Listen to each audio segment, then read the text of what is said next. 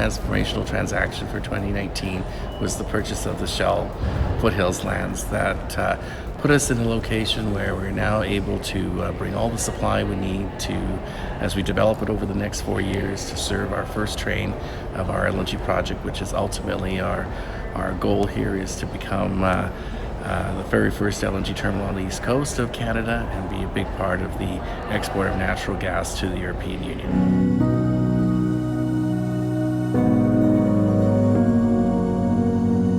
We have a very good team of people. We've been able to attract assets that have the ability to be restructured such that we can take more value out of them than they were before they were amalgamated. And I think that's where we're seeing opportunity that makes sense for a company of our size that may not have made sense to the owner that owned them previously, that we can extract value where low-cost additions to the infrastructure bring real value to organizations, such that incrementally it does a lot for our ability to fund our existing business and to fund our LNG projects through to FID.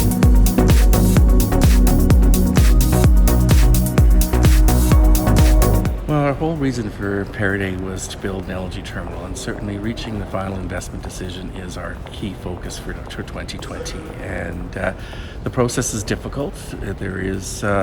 things outside of our control which affect the ability to reach FID, but the things that are in our control we're going to focus on significantly.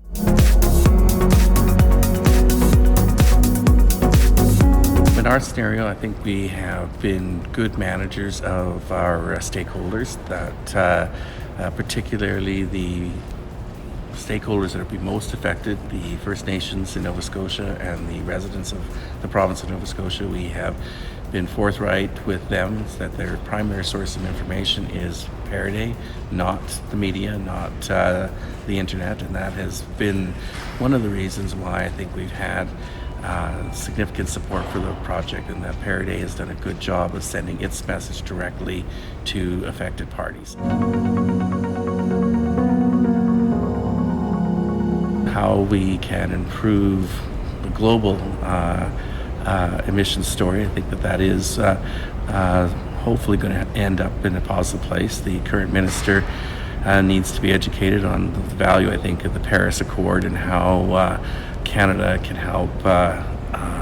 lower world emissions by exporting Canadian natural gas to the European Union that still uses a very large amount of coal to provide its electrical energy. So I think that is a story that is growing and has become more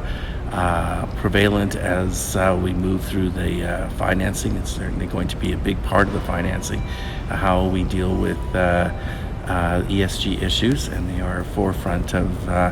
how we will see the financing unfolding, particularly if the debt, as we expect it to be, will be raised in Germany, that being able and willing to respond to those issues of how, on a global basis, we're reducing emissions through the LNG project is going to be a primary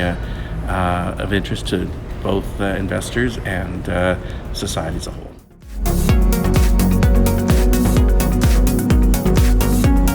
Well, certainly our view is the company is undervalued, that we have just finished a very difficult year in 2019. Certainly last summer, the low gas prices certainly seriously affected our financial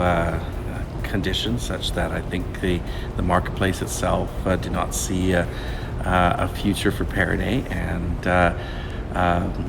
certainly the Shell transaction and the ability to show the market that we can raise capital in a very difficult market, I think will come more evident when we release our fourth quarter, and the marketplace will see how transformational this transaction has been and how it has brought financial stability to the company.